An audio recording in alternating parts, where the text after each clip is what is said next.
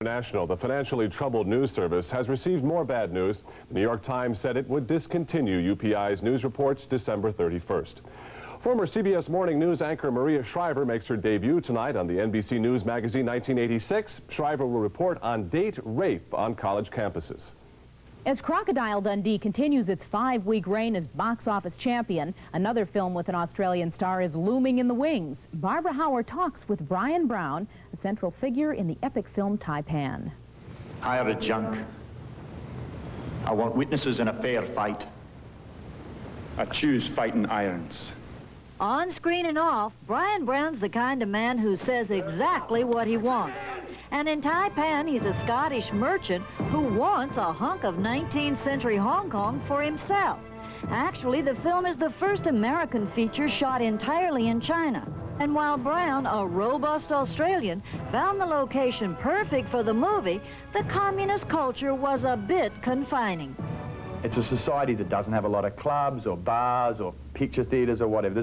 So recreational things or entertainment things that you used to, you haven't got at your disposal. So basically you sit around the bar, and sitting around the bar day in, day out isn't very good for anybody. Your wife and baby were with you through most of the shooting. Now, did that make it easier for you, or did it create another kind of hardship? I was lucky.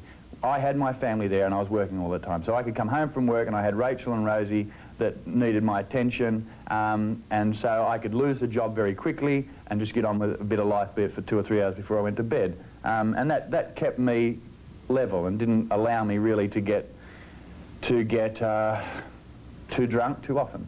Both you and your wife have successful acting careers. How are you making the marriage work, given the pull and tug of those two different interests?